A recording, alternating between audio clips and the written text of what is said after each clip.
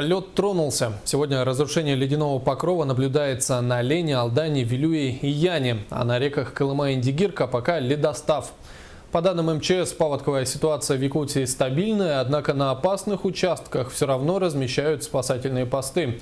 Рассказывает наш корреспондент Галина Погодаева. Под особым контролем спасателей Якутск и его пригороды. Жители поселка Табага пока спокойны и надеются, что в этом году земельные участки и дома не затопит. В этом году вообще воды мало. Совсем. Паводковая ситуация в Якутии находится под контролем республиканского правительства и МЧС. С целью отследить обстановку на месте, власти посетили Намский, Тампонский и Татинский районы. Полностью облетев реки, дано поручение рассмотреть вопрос навигации Амги, поскольку Амга полностью на сегодняшний день вышла на Алдан. И Алдан уже по всей протяженности реки, она уже в разводе и подвижке, поэтому вода идет. Как доставить грузы по обмелевшим рекам – один из главных вопросов, который необходимо решить властям. Якутян же больше интересует безопасность их жилых домов и в целом погодные условия.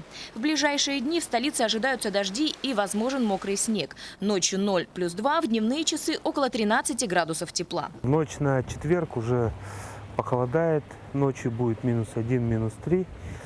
Ну и дневная тоже порядка 10 градусов. По прогнозам синоптиков, ближе к выходным опять усилится ветер. Его порывы достигнут 14-15 метров в секунду. Управление обращается к жителям города Якутска, Хангаласского, Усть-Алданского, Мегино-Кангаласского, Кобяйского районов и Вилюйской группы районов с просьбой подготовиться к подходу паводковых вод. Жителям районов необходимо заранее поднять все ценные вещи на чердак, вывести домашних животных на возвышенные участки, собрать документы и необходимые вещи. И самое главное – следить за уровнем воды и сообщениями местных властей.